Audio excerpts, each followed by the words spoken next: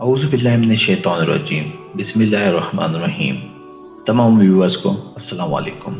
محترم ناظرین، آج آپ کو لے چلتا ہوں فرانس کے شہر پیرس کی ایک تاریخی مسجد کی طرف جو تقریباً آج سے 100 سال پہلے تعمیر ہوئی تھی۔ اس مسجد کا نام grand mosque of the Paris ہے۔ یہ مسجد ایک اہم مذہبی اور ثقافتی ادارہ ہے جو فرانس کے شہر پیرس میں واقع ہے۔ یہ مسجد تاریخی اہمیت کی حامل ہے اور پیرس کی کثیر الثقافتی تانے بانے کا بھی ایک لازمی حصہ بن گئی ہے۔ مسجد کا کمپلیکس تقریباً 7,500 مربع میٹر کے رقبے پر محیط ہے۔ مسجد کے اس کمپلیکس میں لائبریری، اسکول، ایک کانفرنس ہال، ریسٹورانٹ اور خوبصورت باغ شامل ہیں۔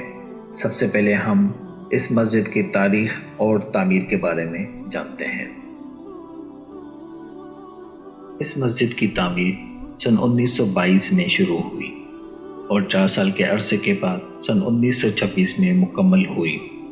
اس مسجد کو فرانس کے 9 آبادیاتی علاقوں سے تعلق رکھنے والے مسلمان فوجیوں کو خراج تحسین پیش کرنے کے لیے بنایا گیا، جنہوں نے پہلی جنگ عظیم کے دوران فرانس کے لیے لڑے اور اپنی جانیں قربان کی۔ اس منصوبے کی قیادت گرانڈ مسجد کے ریکٹر یعنی منتظم اعلیٰ عبد القادر بن غبریت نے کی، جنہوں نے اس مسجد کی تعمیر اور قیام میں اہم کردار ادا کیا۔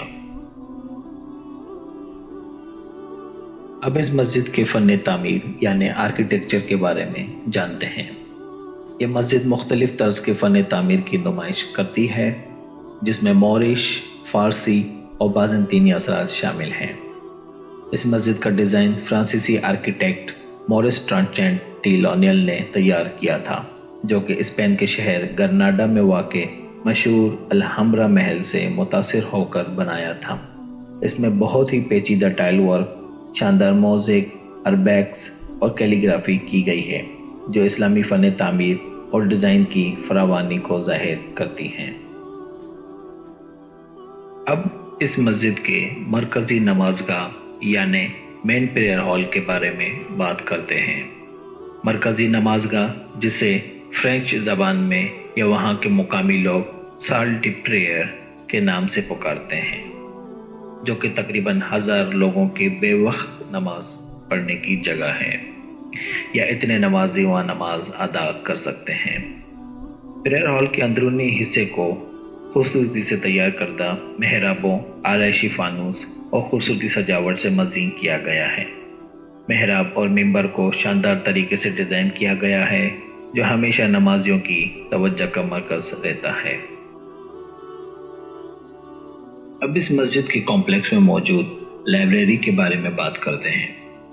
اس لائبریری کو فرینچ زبان میں لا ببلیوٹیک ڈی لا موسکے ڈی پیرس کہا جاتا ہے، جہاں اسلامی ادب اور علمی وظائف کا ایک قیمتی ذخیرہ موجود ہے۔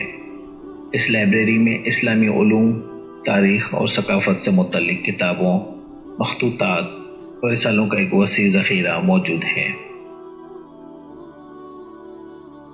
اب چلتے ہیں اس مسجد کے کمپلیکس میں موجود تعلیمی ادارے کی طرف، جسے فرینچ زبان میں لا انسٹیٹیوٹ مسلمان de la mosque de Paris کہتے ہیں۔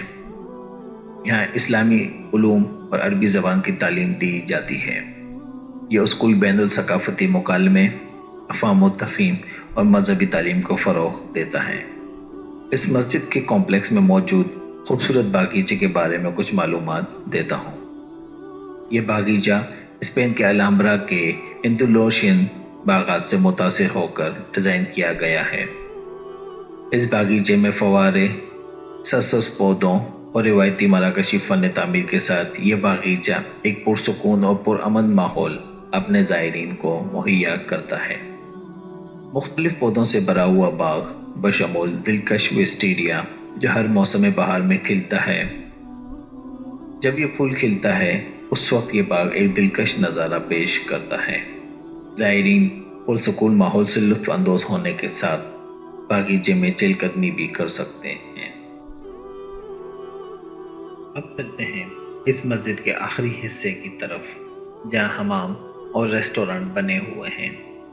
اس مسجد میں ترکی کا ایک روایتی غسل خانہ یہ حمام ہے جو مقامی لوگوں اور سیاحوں دونوں کے لیے ایک مقبول اور پرکشش جگہ ہے۔